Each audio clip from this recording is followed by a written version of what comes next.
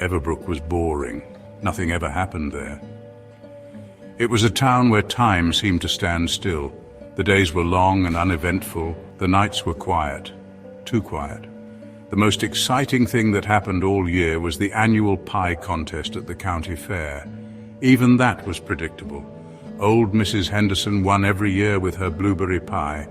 This year, everyone knew, would be no different. The teenagers of Everbrook longed for something exciting. They craved a break from the monotony. Little did they know their wish was about to be granted, but they should have been careful what they wished for, because what was coming was not excitement, it was terror. One morning, the impossible happened. A carnival materialized overnight. It appeared out of thin air, a riot of color and sound in the heart of the sleepy town. The townsfolk woke to the sounds of carnival music and the scent of popcorn and cotton candy. The carnival was a sight to behold. It was a kaleidoscope of bright lights, whirling rides, and colorful tents. A Ferris wheel towered over the town, its lights blinking against the morning sky. The air vibrated with the sounds of laughter, screams, and carnival music. But something wasn't right, something was off. Where were the crowds? The carnival was eerily deserted. The rides were running, but there were no riders. The cotton candy machine spun, but there was no one to buy the sugary treats.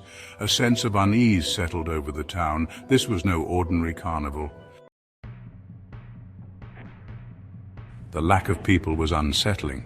The carnival was fully operational, but it was completely empty. The roller coaster roared along its tracks, but the cars were empty. The carousel spun, its painted horses frozen in time. The game booths were open, prizes displayed on shelves, giant teddy bears, plastic dinosaurs, and goldfish in bags of water, all waiting to be won. But there were no barkers, no players. Only silence echoed through the empty tents. It was as if the carnival was waiting for something or someone. The townsfolk gathered at the edge of the carnival grounds, curiosity battling with a growing sense of dread. No one dared to enter, except for Daniel Hayes. Daniel Hayes was not like the other teenagers in Everbrook. He didn't believe in ghosts or monsters. He was a man of science. When the carnival appeared, he was intrigued. He saw it as a puzzle to solve. His friends were terrified. They begged him not to go, but their fear fueled Daniel's curiosity. They dared him to enter the carnival. A dare was all it took. Daniel accepted the challenge. He entered the carnival alone. He was about to prove there was nothing to fear. He was about to make a big mistake. Section 5. Into the Abyss. The carnival was even stranger up close. The air crackled with an unseen energy. The music, faint at the edge of the grounds, was now deafening, a cacophony of distorted melodies. It seemed to seep into Daniel's bones, vibrating through him. The rides beckoned, their empty carriages swaying invitingly. Daniel hesitated for a moment, a flicker of doubt crossing his mind, but he pushed it aside. He wouldn't chicken out now. He wouldn't give his friends the satisfaction. He approached the roller coaster, its metal frame twisting and turning against the darkening sky. As he reached out to touch the cold steel, a voice whispered his name. It seemed to come from the shadows, soft and insidious. He spun around, but there was no one there. He took a step back, his heart pounding in his chest. The voice, barely audible, called his name again. This time it seemed closer, right behind him. Turning slowly, he saw her. A girl, no older than him, stood behind him. She wore a white dress that seemed to glow in the eerie carnival light. Her long black hair framed a face that was both beautiful and haunting.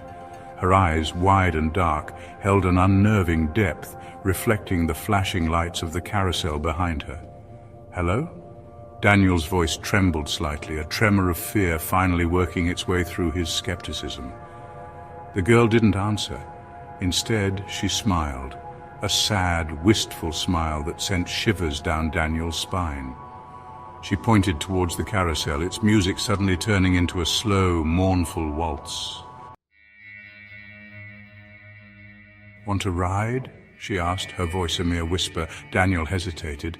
He knew he should turn and run. Something wasn't right. This girl, this carnival, it was all wrong. But he found himself drawn to her, mesmerized by her eerie beauty. He let her lead him towards the carousel, its painted horses seeming to watch him with knowing eyes. As they rode, the world around them melted away. The carnival sounds faded, replaced by a comforting silence. But this silence was more unnerving than any scream. The carousel spun faster and faster, the lights blurring into a dizzying kaleidoscope. Daniel felt himself slipping away, his memories swirling around him. He saw flashes of his childhood, his friends, his family, all distorted and warped. He was trapped in a vortex of his own past, unable to escape. With each spin, his own reflection in the carousel's mirrored panels became less and less clear. His features blurred, his eyes losing their focus. He tried to call out, but no sound escaped his lips. He was fading, his very essence dissolving into the fabric of the carnival.